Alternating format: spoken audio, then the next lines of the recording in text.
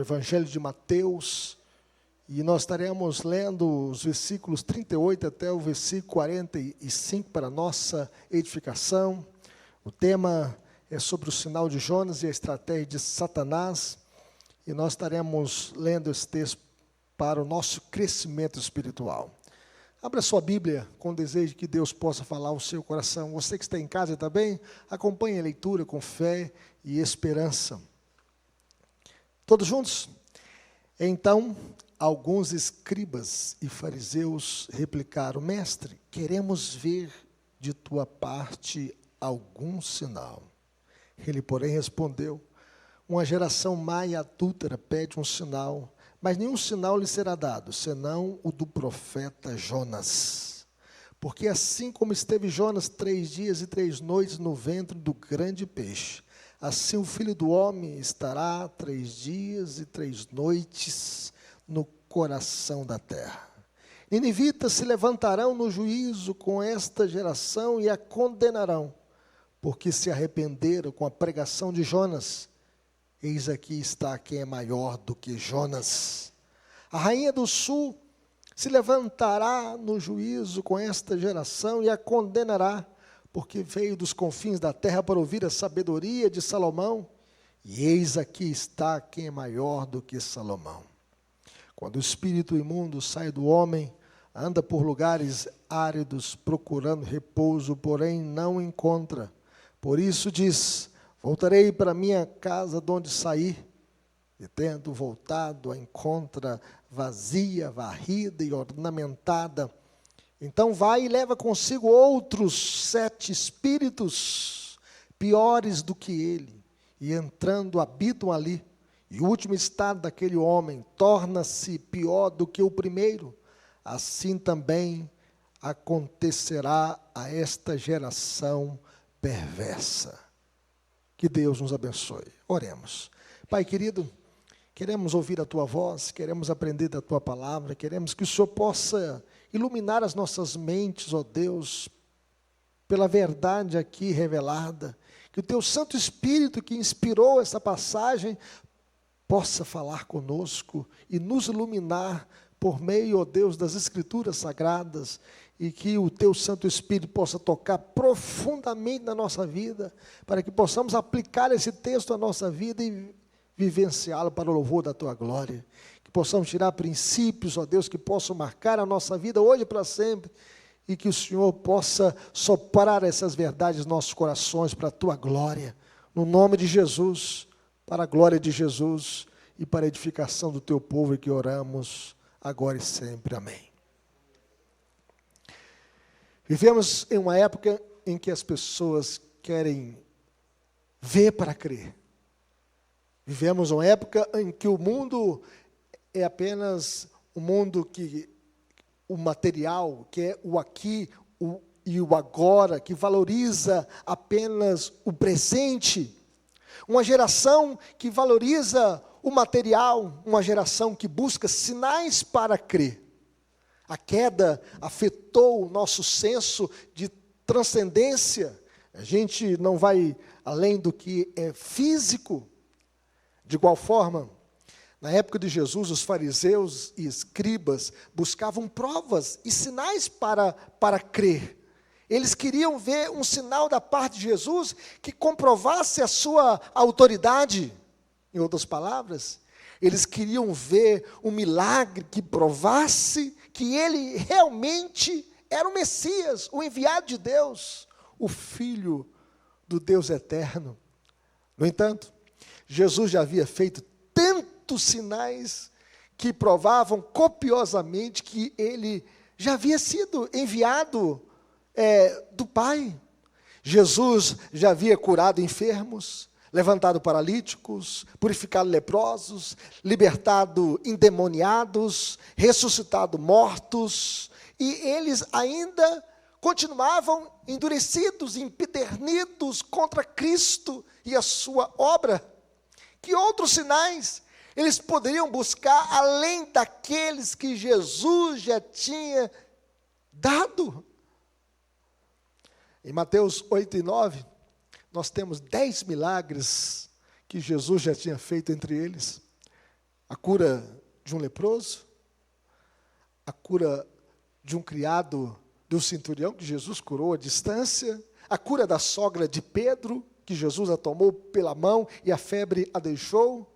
Jesus acalma uma tempestade e que veio a bonança, a cura de 2 endemoniados gadarenos, a cura de um paralítico de Cafarnaum, a cura da mulher com fluxo de sangue, a ressurreição da filha de Jairo, a cura de 2 cegos e a cura de um mudo endemoniado. Tantos milagres, tantos feitos, tantos sinais.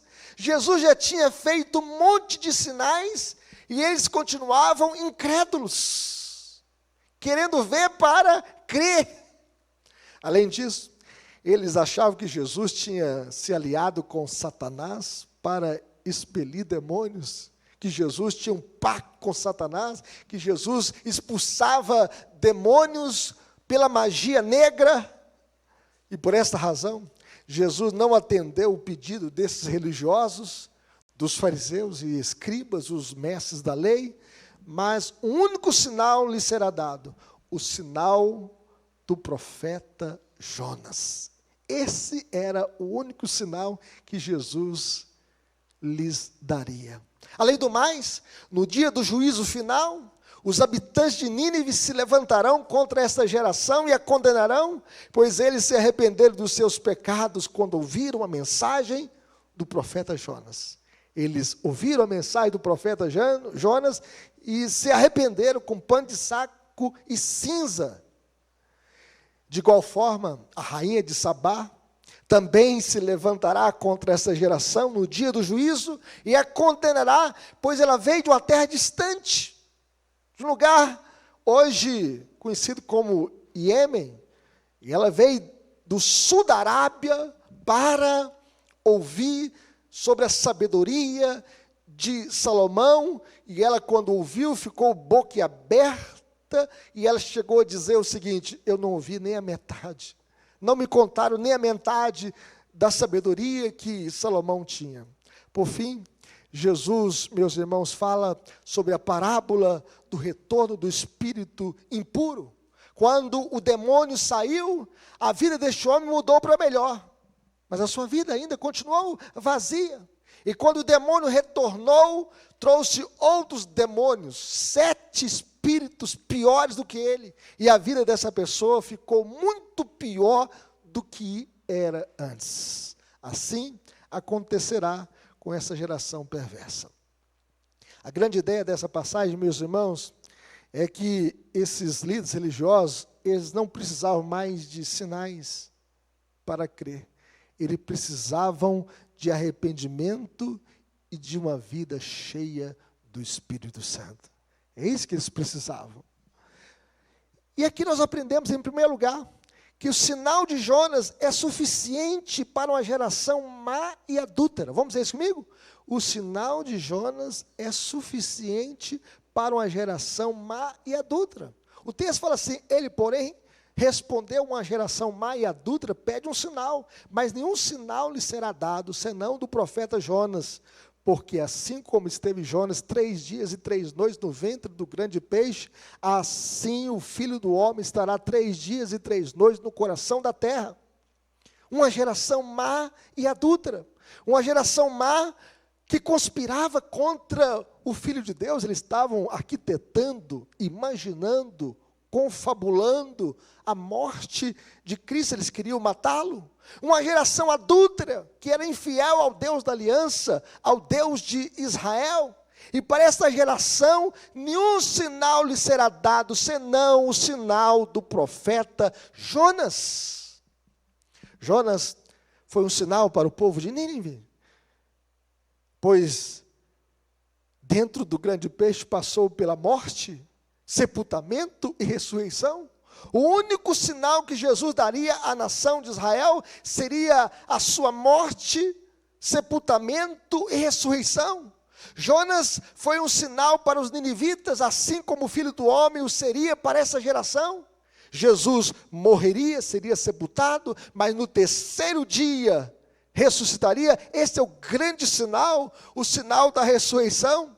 Da mesma forma que Jonas passou no ventre do grande peixe 3 dias e 3 noites, assim também Jesus passou 3 dias e 3 noites no ventre da terra. Ele foi sepultado no túmulo de José de Arimateia. E a evidência, meus irmãos, mais eloquente de que Jesus era o Messias, não eram os sinais espetaculares, não era o show da fé, nem os seus milagres estupendos, mas a sua morte, o seu sepultamento e a sua ressurreição. A tumba está vazia, Cristo ressuscitou. Segundo Spurgeon, a história de vida de Jesus é bem simbolizada por Jonas. Por exemplo, Jonas foi lançado ao mar, e o sacrifício de Jonas acalmou o mar para os navegadores. A morte de Jesus, nosso Senhor, nos trouxe paz, a paz com Deus. Jesus levou sobre si os nossos pecados, e Jesus então trouxe paz entre nós e Deus. Jesus é a nossa paz, Jesus é o príncipe da paz.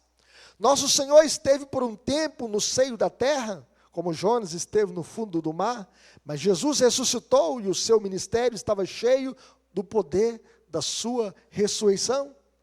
Como o ministério de Jonas foi confirmado por ser trazido do mar, assim o ministério de nosso Senhor é atestado por sua ressurreição dentre os mortos. Cristo venceu a morte.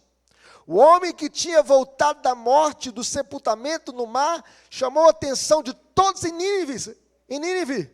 Assim é com o chamado Salvador ressuscitado, que é digno da fé obediente de todos aqueles que ouvem a sua mensagem. Então, o único sinal que será dado para esta geração é o sinal de Jonas, que traz um símbolo da obra de Jesus por nós na cruz do Calvário e da sua ressurreição. Mas, em segundo lugar, nós aprendemos neste texto, meus irmãos, que o exemplo de arrependimento dos ninivitas e da rainha de Sabá são suficientes para a nação de Israel. E aqui nós podemos ver que os ninivitas se levantarão no juízo com essa geração e a condenarão, porque se arrependeram com a pregação de Jonas, e eis, aqui está quem é maior do que Jonas. Na época de Jonas, Nínive era uma nação poderosa, era a capital da Síria, a capital do império assírio, era conhecida por seu poder e iniquidade, uma nação pagã, uma nação que não conhecia o Deus de Israel, uma nação que escravizava as nações, e na época de Jonas, Israel estava debaixo do poderio do império da Síria, mas todos os seus habitantes se arrependeram por meio da pregação de Jonas. Havia nessa cidade umas 120 mil pessoas que ouviram a pregação de Jonas, e ele pregava apenas uma mensagem de juízo, da ira de Deus. Em 40 dias Nínive será subvertida. Se até mesmo ninivitas se arrependeram, não deveriam os judeus fazer o mesmo? Jesus é muito mais importante do que Jonas. Ele é o profeta dos profetas. Jesus diz: e eis aqui está quem é maior do que Jonas. Jonas era apenas um profeta, mas Jesus é o profeta dos profetas. Jesus é o Deus encarnado.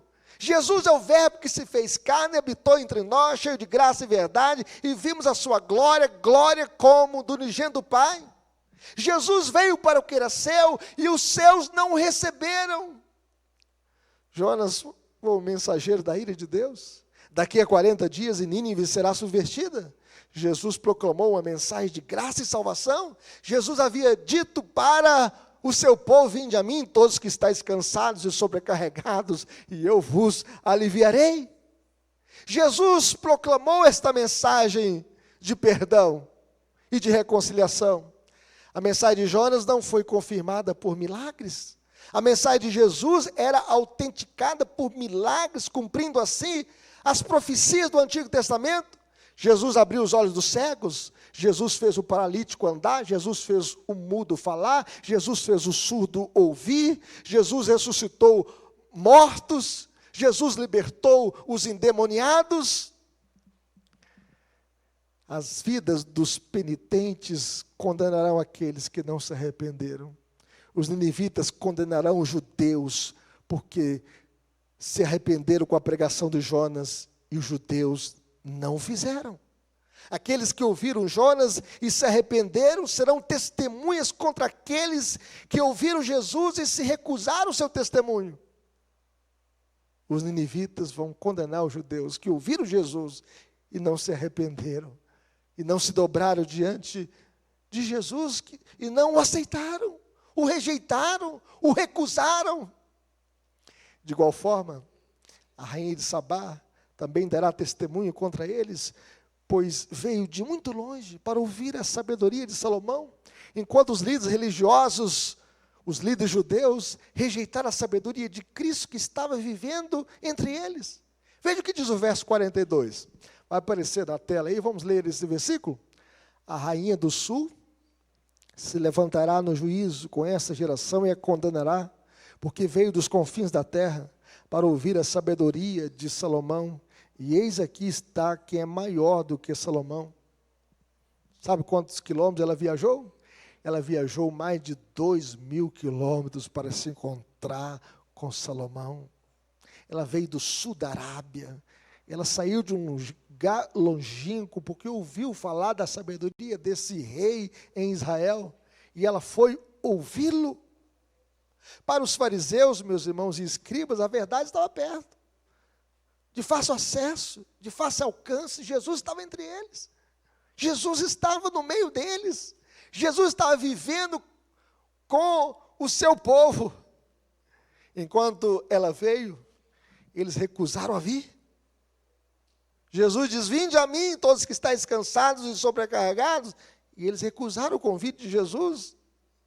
Salomão era apenas um homem sábio, mas Jesus era a sabedoria em si.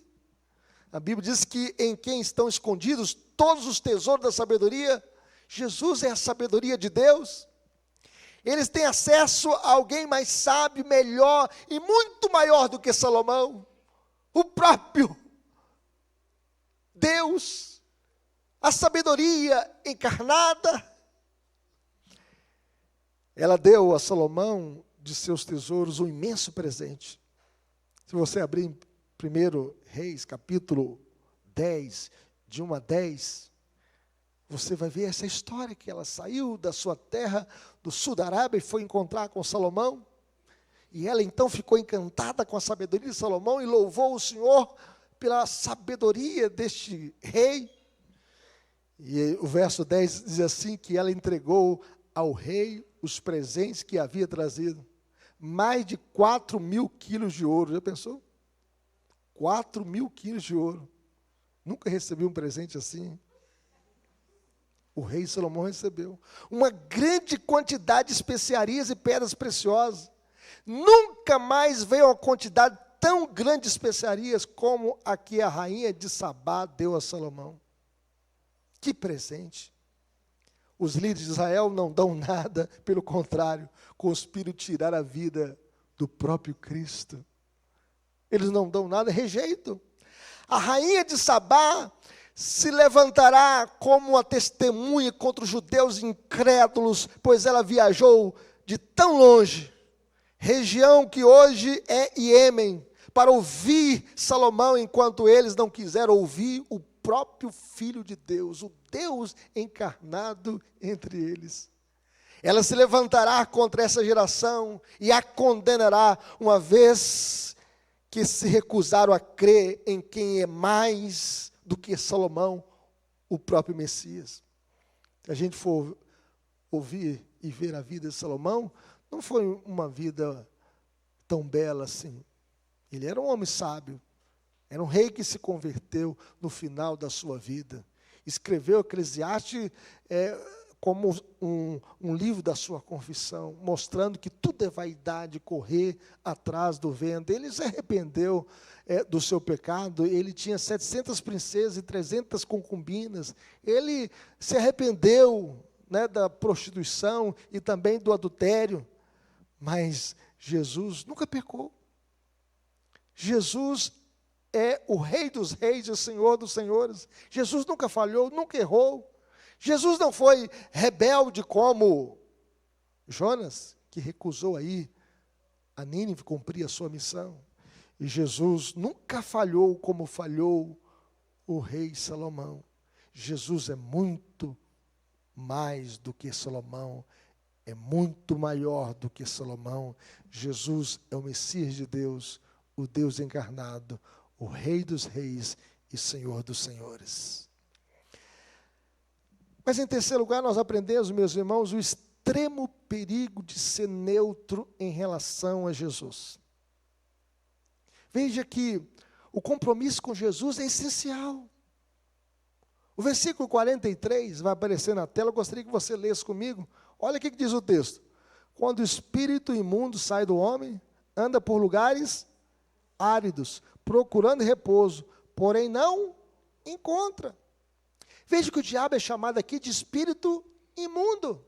Por quê? Porque ele é sujo. O diabo é sujo não por falta de água, é porque a natureza dele é má, impura. Ele é homicida, pai da mentira, e ele faz com que o homem, quem habita, seja sujo, no coração, seja imundo.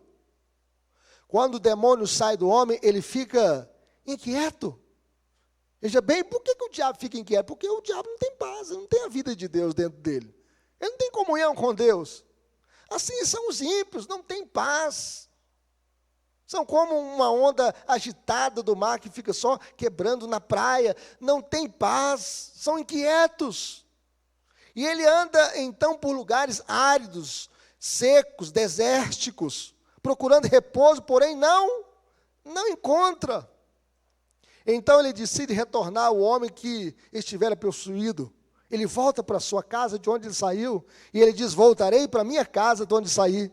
Veja bem que ele chama minha casa, como se fosse a propriedade particular dele, como se ele tivesse feito um projeto, minha casa, minha vida, minha habitação. Veja bem que, e tendo voltado, ele encontra esta morada, o quê? Vazia, varrida e ornamentada. O demônio saiu, mas o Espírito Santo não entrou. Não basta ser religioso. Ao ver a casa vazia, varrida e ornamentada, o diabo vai e leva consigo quantos?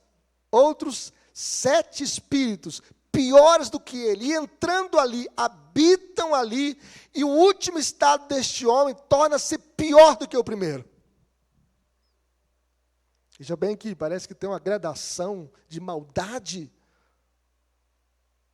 entre os demônios, cada um pior do que o outro. Assim também, o Senhor Jesus, acontecerá essa geração perversa. A rejeição a Jesus, meus irmãos, tem consequências terríveis. Rejeitar a Jesus é sofrer consequências temporais e eternas. Não basta apenas uma reforma exterior.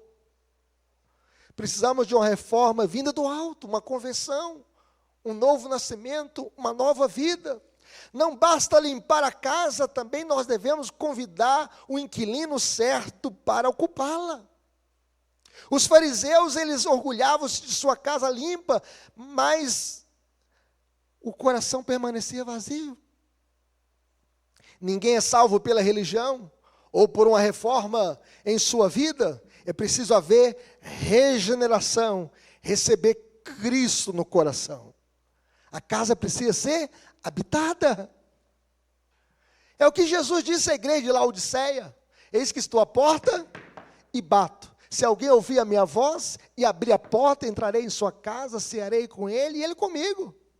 Jesus precisa estar dentro da nossa casa, dentro da nossa vida. Não pode estar do lado de fora da porta. Já pensou? Uma igreja em Laodiceia que tinha Jesus do lado de fora da porta. Meus queridos irmãos, ninguém é salvo pela religião, é preciso haver regeneração. Em se tratando de Jesus, ninguém pode ser neutro, ficar em cima do muro. Jesus diz, quem comigo não ajunta, espalha. Quem não é por mim é contra mim. Os demônios não têm medo de ritos ou de cerimônias religiosas. Satanás não tem medo dessas coisas. Nós devemos encher a nossa vida, meus irmãos, da palavra de Deus. Guarda no coração as tuas palavras para não pecar contra ti. E nós devemos encher a nossa vida do Espírito Santo. A Bíblia diz, não vos embriagueis com vinho, no qual há dissolução, mas enchei-vos do Espírito. Pessoas vazias representam um alvo fácil para Satanás. A nossa casa precisa estar cheia, que o Espírito Santo possa encher a nossa vida. Jesus, ele foi gerado pelo Espírito Santo. Jesus, ele foi batizado com o Espírito Santo. Jesus, ele foi enviado ao deserto pelo Espírito Santo. E Jesus, ele foi enviado para cumprir o seu ministério cheio do Espírito Santo. Nós precisamos ser cheios de Deus, cheios do Espírito Santo. A nossa casa não pode ficar vazia, mas cheia de Deus, cheia da graça do Senhor. Aplicações para a nossa vida, meus irmãos. Como viveremos? Em primeiro lugar, vivendo pela fé em Cristo. O negócio do reino não é ver para crer, é crer para ver. Jesus disse para Tomé, que diz, olha, eu só creio se eu vir e tocar nas suas chagas.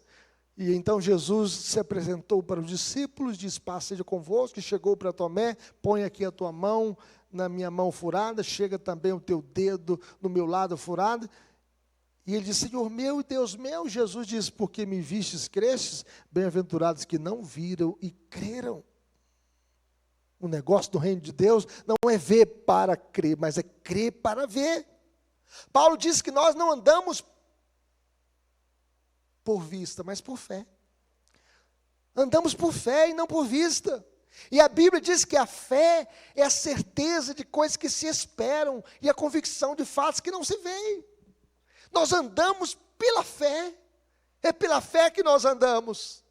Nada de rosa ungida, sal grosso, água benta, tocar no manto vermelho de Jesus. Nós vivemos é pela fé em Cristo Jesus. Nós não precisamos de amuletos. Nós não precisamos de um galinho de arruda atrás da orelha, nós não precisamos colocar uma ferradura na entrada da casa para expulsar mal olhado. Nós andamos pela fé em Cristo Jesus. Nós não precisamos de pé de coelho no bolso para trazer sorte, porque a nossa fé está apoiada em Cristo Jesus. Somente põe a minha fé da graça excelsa de Jesus, do sacrifício remidor, no sangue do bom Redentor. A minha fé e o meu amor estão firmados no Senhor. Como viveremos? Vivendo pela fé em Cristo. Mas em segundo lugar, como viveremos? Pregando a palavra de arrependimento. Assim como pregou Jonas, João Batista, Jesus, arrependei-vos porque está próximo o reino dos céus. O sinal de Jonas deve ser a pregação do arrependimento, ministério ao qual Jesus também se dedicava.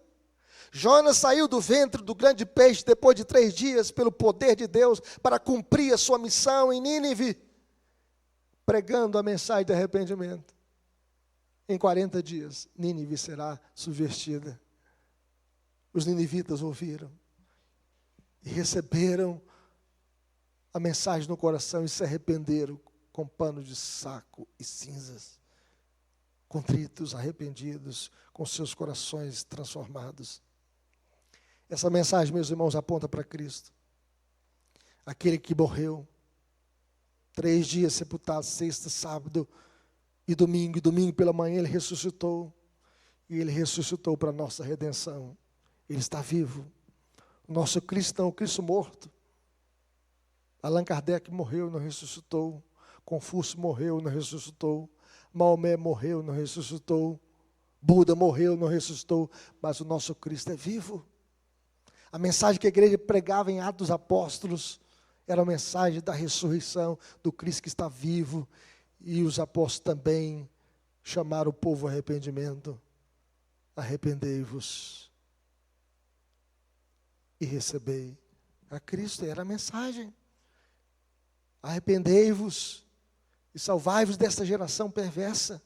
Essa é a mensagem que nós devemos pregar ao mundo mau, a uma geração má e adúltera, uma geração perversa, uma geração que quebrou a aliança com Deus, uma geração que abandonou o Deus de Israel, uma geração que está de costas para Deus. Nós devemos pregar a mesma mensagem, a mensagem de arrependimento, chamando o mundo ao arrependimento, porque sem arrependimento não há remissão de pecados. Arrependimento é meia volta quando nós viramos as costas para o pecado e a frente para Deus. Quando o nosso coração é contrito diante de Deus e quando nós abandonamos o pecado e corremos para Cristo como o nosso único e suficiente Salvador. Conviveremos, meus irmãos, buscando uma vida cheia do Espírito Santo. Que a nossa vida seja cheia do Espírito Santo, que a nossa casa não fique vazia, mas cheia de Deus. A nossa casa não pode ficar vazia, que a presença de Deus possa encher a nossa casa. Quando somos convertidos, o Espírito Santo passa a viver dentro de nós. Todo crente é habitado pelo Espírito Santo, de onde vive o Espírito de Deus, nenhum demônio pode se estabelecer. Não tem esse negócio aqui de fazer a sessão de descarrego para crente, porque crente tem o Espírito Santo. Se tem algum crente que fica endemoniado, nunca foi crente, nunca nasceu de novo, nunca teve na sua casa a presença do Espírito Santo. A Bíblia diz o seguinte, que nós não andamos na carne, e aquele que não tem o Espírito de Cristo, esse tal, não é dele. Na vida cristã, meus irmãos, não existe vácuo, pois Deus entrou na nossa casa, na nossa vida, para nunca mais sair. No entanto, aqueles que rejeitam a Cristo, eles terão a sua casa perturbada pelos demônios, por um, por dois, três, e cada um pior do que o outro, e aí nós podemos perceber que a neutralidade em relação a Cristo abre a porta para 7 demônios piores do que o primeiro demônio expulso. Ele vai e traz mais 7 piores do que ele. A pessoa fica pior, muito pior que antes. Assim acontecerá com essa geração perversa que rejeitou a Cristo, que abandona a Cristo, que não aceita a Cristo, que não quer Cristo. E quando a gente não quer Cristo e fica na neutralidade, e a casa fica vazia, a casa será perturbada pelos demônios.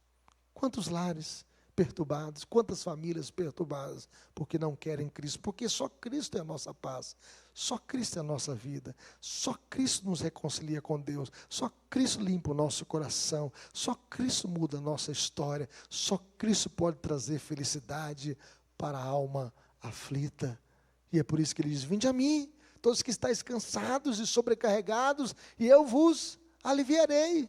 Por isso nós devemos buscar uma vida cheia do Espírito Santo.